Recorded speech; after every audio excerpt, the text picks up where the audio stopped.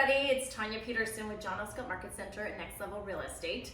And I am here with Chris Aldridge, and he's also with Inspect Tech West, and he's doing the home energy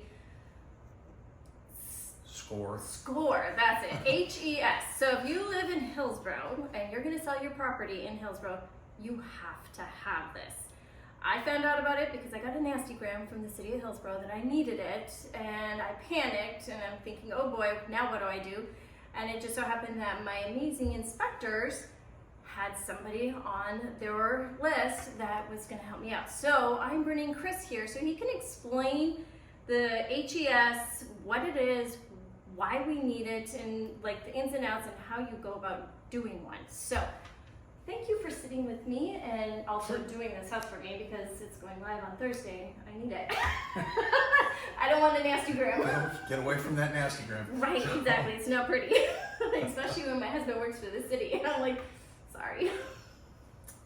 So tell me about, well, I know you were just telling me a little bit, but how did you get into this? How long have you been doing this, and what is it? I've been doing the home energy score for 3 going on 4 years. In 2018, the city of Portland instituted the rules that you needed to have a home energy score in order to sell your home. Quickly followed by the city of Milwaukee, and then 2 years later by the city of Hillsborough. So those are the 3 municipalities in the region that require the home energy score. Okay. Now, in my personal opinion, as goes Portland, so goes the metro area. Right. So sometime over the course of the next 5 years, Beaverton's going to go, Tigard, the whole region will probably start requiring this. What the home energy score is. The home energy score was developed by the U.S. Department of Energy, and the primary idea was baseline information of home energy efficiency, energy usage, and carbon footprint of homes across the United States. In this instance, energy efficiency and energy usage is defined as what's it take to heat and cool the home. That's it. It has nothing to do with the base load, which would be your refrigerator, your electric range, your televisions, occupant behavior. Okay. Those items are excluded from this particular score. Okay. And let me say something real quick about score. As soon as we say that, we think it's a competition. It is not. It's merely a numerical value assigned to a home that will compare it to all the neighboring homes as to where does it fall in its energy use and efficiency. Now, this is a high altitude look at that particular topic. Mm-hmm. If you really wanted to know what was going on with a house, it would require an energy audit, which is a far more complex process. The energy score, like I said, is a high altitude look. So what happens? I take about 90 data points. I look at the windows, I measure the entire area of the home. Mm-hmm. I then exclude from that area any area that's not heated. So if it's not conditioned space, it's not included in the home energy score. Okay. So the whole object of the exercise is, what's it take to heat and cool? So I probe the walls for insulation. If it's a 6-inch wall, those homes were built, from the late 1990s on, and they're almost guaranteed to have at least R15 in there. Okay. 4-inch 2x4 construction is going to have an R7 in the walls. Prior to 1965, it's kind of a crapshoot whether there'll be anything in the walls or newspaper or whatever. But I've seen that. Besides that, you're also looking at the insulation in the attic, the insulation underneath the house in the crawl space or the basement, whichever, however that home is constructed, how the home is constructed, the roof, the HVAC, the air conditioning, it's part of the HVAC, the hot water heater, all those things, about 90 data points worth, get measured, put into a bag, shaken up, out comes a number at the end of the process. That number is from 1 to 10. 1 being a high energy use home, 10 being a low energy use home. And that's not nice 10% increments, that's a pretty heavily skewed curve. Okay. The average score in Portland, it's risen over the last 3 years, but it's probably hovering around a 4.5, 4.75. Okay. So a lot of homes were built, you know, pre-1970s, not a lot of insulation. The HVAC equipment is getting old if it hasn't been replaced. Right. So, but you'll notice when I said earlier, a higher energy use home or lower energy use home, Yeah. I didn't say good and bad, and I didn't say good and bad for a reason. There is no good and bad here. All it is a way to quantify what's it take to heat and cool a home, so that a buyer can have kind of the rough information of, once I buy it, can I afford to run it? Which in most cases is, you know, not really a crushing consideration, but if you're looking at something that's pretty big, and you're trying to heat, you know, something that's equivalent to a small department store, that might be big. Right, So- exactly. That's an outrageous bill. So does the city look at these when you send in the report to the city? To be perfectly honest, I don't know. I doubt it. I doubt that they actually examine the reports. What they do get is notification that the home energy score has been performed. It's been entered into what is called the Green Building Registry. So once I generate that report, I go through USDOE software, I create that report, I then run it through another little program that is managed by a contractor who actually oversees this program for all 3 of those cities. Okay. And that software spits out the one-page report with the number the home is now, and with some suggested improvements, what that number could get to. So you might get a 3, and the home could be a 6 if you do these X things. Now, almost invariably, it's going to say, when you replace the furnace or you replace the water heater, purchase an Energy Star. Okay. Maybe a couple more inches of insulation in the attic, or insulate the crawl space. Those suggestions, and emphasis on suggestions for the home seller, those are not requirements, those Right. are suggestions. But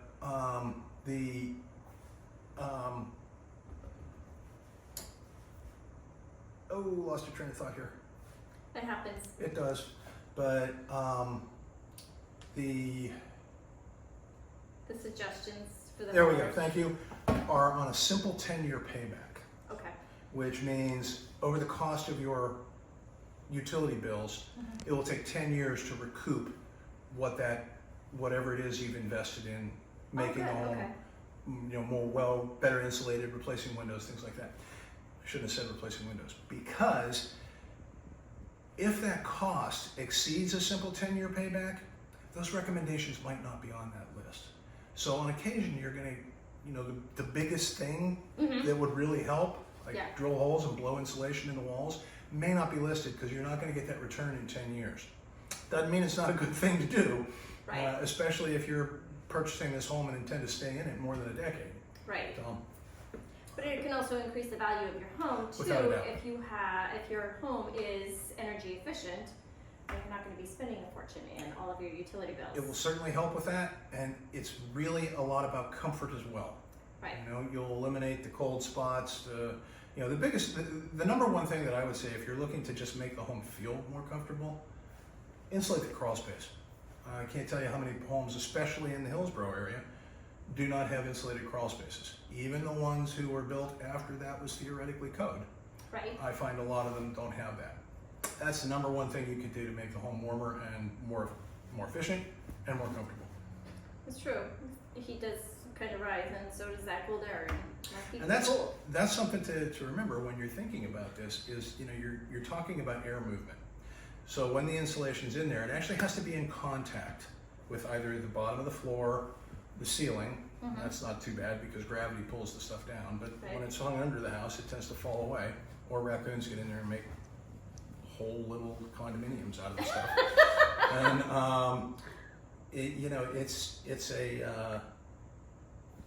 the insulation is really the thing that's probably going to make the biggest difference, and that's where you want to look first. So it's a good suggestion. Even if your city, for a city like I live in Forest Grove, I have done the energy audit test before on my first house. Gosh, I want to say 1998. That's dating me, but yes.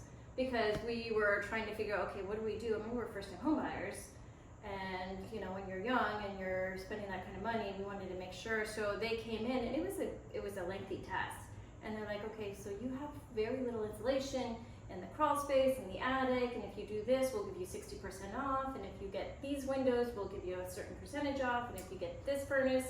I mean, I had this entire list that it took us like almost 10 years to get through. That's really a good point about the energy audit. Those tend to be performed and provided by remodeling agencies because they're looking to upsell their other services. But that doesn't mean it's a bad thing. That means that, but you're going to get that information.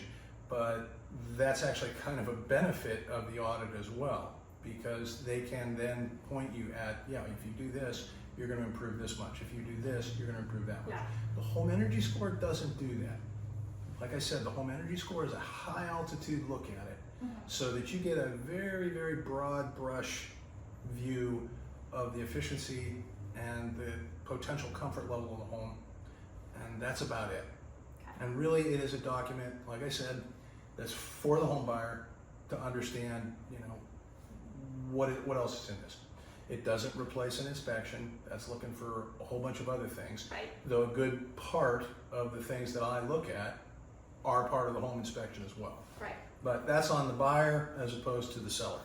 How long does it last? So let's say 8 years. Oh, it lasts 8 years. So if they decide to sell in a couple of years, they don't have to redo that So test. long as they have not made any significant improvements. Okay. If they haven't changed out the furnace or replaced all the windows or, you know, blown 10 more inches of insulation in the attic. If a major improvement like that has happened to the building envelope, the heated and cooled space, then the test or the score should be reperformed. Okay, because they'll get a better. Yeah, it'll be a higher score. Okay, which is ideally what you'd rather have. Yes and no. I've done brand new homes that, you know, you would think with modern construction would come in very high, and they'll come in right in the middle, you know, 5, 6, or 7. And that's because you're trying to heat and cool 3,500, 4,000 square feet. Right. Plus, you know, vaulted ceilings. So this great big area of air moving around.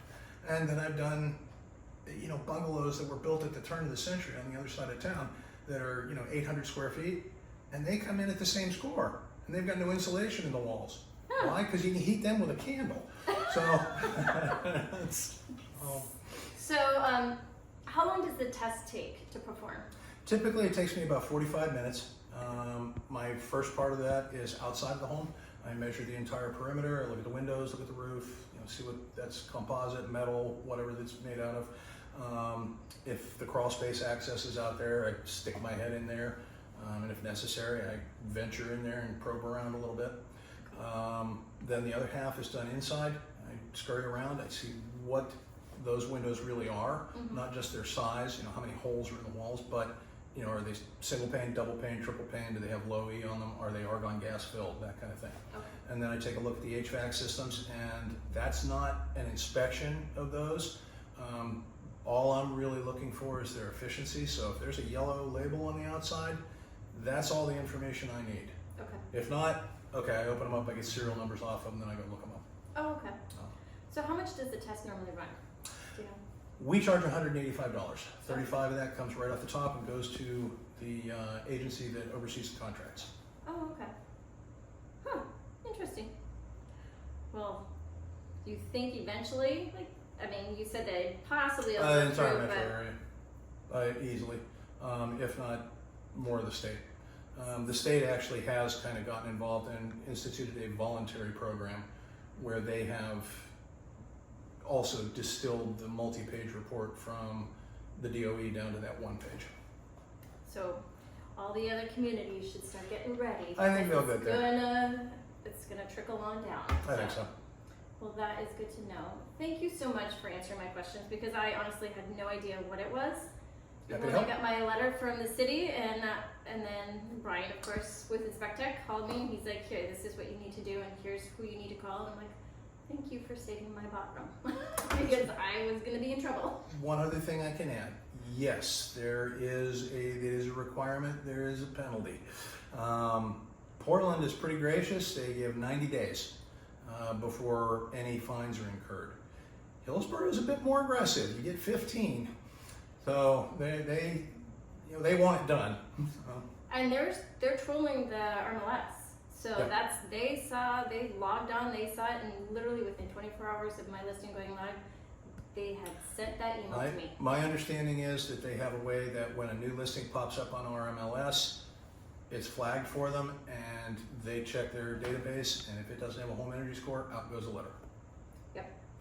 So, well, thank you so much for your time. You're welcome. And you heard it from him. So if you live in Hillsborough or Gresham or Portland, Milwaukee. Not Gresham, Milwaukee, you need to have this test. And the rest of the communities are going to be trailing behind, so it's not a bad idea to do it. So it gives you a lot of good information. Thank you so much for tuning in and listening to this wonderful conversation. Have a wonderful evening. Bye.